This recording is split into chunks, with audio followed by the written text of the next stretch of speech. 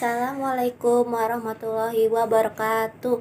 Kami dari kelompok 4 akan menjelaskan tentang subsistem output. Perkenalkan, nama saya Rizky Pinenowati akan menjelaskan tentang pengertian sistem informasi sumber daya manusia.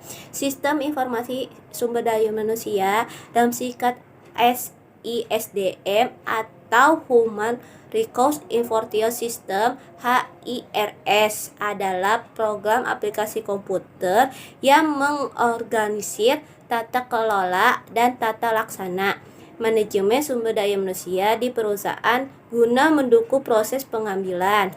HRIS merupakan salah satu sistem informasi terpenting yang ada di dalam sebuah perusahaan. Selanjutnya, saya akan mempresentasikan tentang fungsi sumber daya manusia. Fungsi sumber daya manusia merupakan departemen atau divisi yang bertanggung jawab terhadap pengelolaan sumber daya manusia dalam sebuah organisasi atas kegiatan-kegiatan yang berhubungan dengan sumber daya manusia, seperti perekrutan, penerimaan, pendidikan, pelatihan, manajemen data, penghentian, dan administrasi tunjangan. Assalamualaikum warahmatullahi wabarakatuh. Perkenalkan, nama saya Sabrina Sari. Di sini saya akan menjelaskan subsistem output sistem informasi SDM.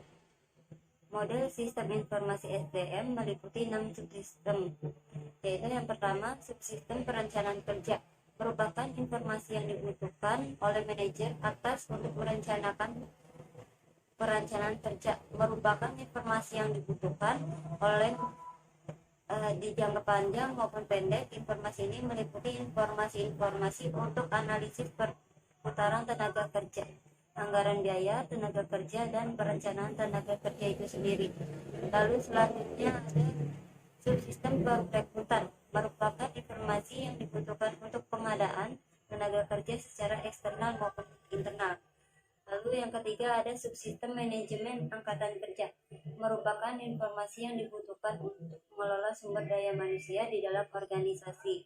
Informasi ini meliputi informasi pelatihan, penilaian, evaluasi kerja, evaluasi keahlian, karir, realokasi jabatan, disiplin. Lalu yang keempat ada subsistem tunjangan, merupakan informasi tentang penggajian dan kompensasinya yang meliputi kehadiran dan jam kerja, perhitungan gaji, dan bonus.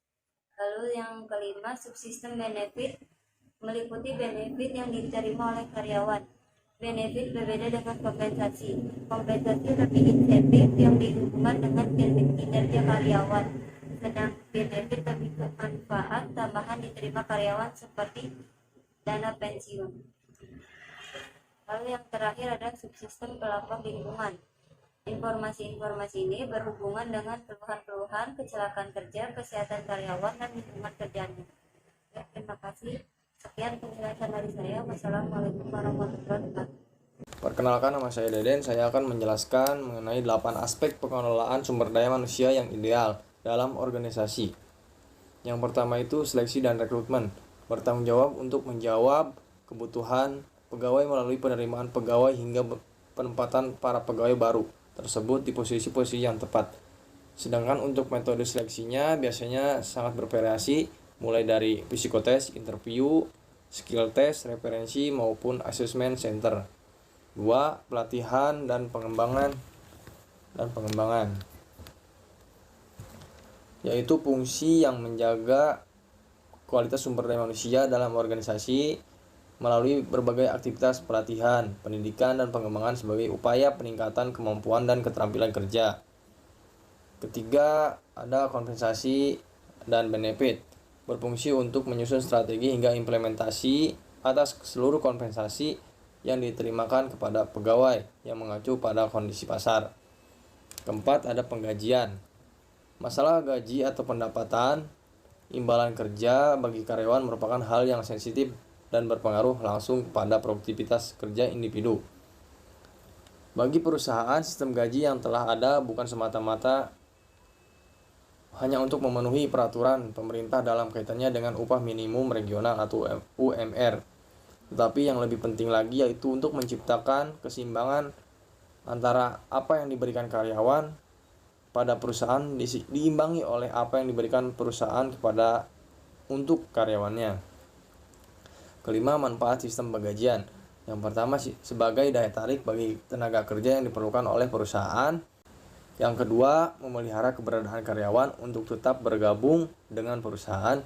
Ketiga, merupakan imbalan atau kompensasi yang setimpal atas prestasi yang telah diberikan karyawan. Keenam, ruang lingkup pelaksanaan. Ruang lingkup penyusunan gaji mencakup penelitian pendahuluan, pembuatan desain sistem penggajian, pembobotan faktor atau subfaktor bersama-sama dengan key person, pembuatan skala gaji pokok dengan dasar pengalaman, terus ada perhitungan final sistem gaji, kemudian dilanjut pembuatan laporan akhir, dan terakhir sosialisasi atau memperkenalkan sistem gaji kepada karyawan. Yang ketujuh, manajemen kinerja atau performa manajemen merupakan upaya monitoring kesenjangan antara standar kinerja yang ditetapkan dengan aktual kerja yang ditunjukkan. Yang terakhir ada perencanaan karir atau career planning, bertanggung jawab atas pengelolaan perencanaan dan jenjang karir bagi seluruh anggota organisasi. Perkenalkan, nama saya Fatimah Anjani dari kelompok 4. Di sini saya akan menjelaskan studi kasus. Pada perusahaan beras Pandanwangi yang kami analisis adalah PT Hasil Bumi Indonesia yang dimiliki oleh Tuan Anto Ahmad. Sistem informasi SDM di perusahaan tersebut sudah cukup baik. Hal tersebut dilihat dari perekrutan dan penerimaan tenaga kerja untuk bekerja di perusahaan tersebut, yaitu menggunakan tahapan-tahapan di dalam penerimaan tenaga kerja. Kesimpulannya adalah, sistem informasi sumber daya manusia adalah sebuah sistem berbasis komputer yang berfungsi mengatur, menganalisa, dan mengelola sumber daya manusia sehingga diperoleh informasi yang tepat guna pengambilan keputusan. Dalam kegiatannya, HRIS mengelola dan menjalankan sistem administrasi SDM mulai dari perekrutan dan penerimaan, pendidikan dan pelatihan, manajemen data, sampai dengan pemberhentian dan administrasi tunjangan. Sedangkan dalam penerapannya, terdapat model HRIS yang di dalamnya meliputi subsistem input berupa SIA, penelitian SDM, dan intelijen SDM, serta output berupa subsistem perencanaan kerja, perekrutan, manajemen angkatan kerja, tunjangan, benefit, dan pelapor lingkungan. Dalam pelaksanaannya, kegiatan HRIS dilakukan oleh HRD yaitu mengelola tentang seleksi dan rekrutmen, pelatihan dan pengembangan, compensation dan benefit, manajemen kinerja, perencanaan karir, hubungan karyawan, separation manajemen, dan personil administrasi dan HRIS. Sekian presentasi dari kelompok 4 tentang subsistem output. Mohon maaf bila ada materi atau penyampaian yang kurang. Semoga materi apa yang kita sampaikan dapat bermanfaat bagi kita semua. Wassalamualaikum warahmatullahi wabarakatuh.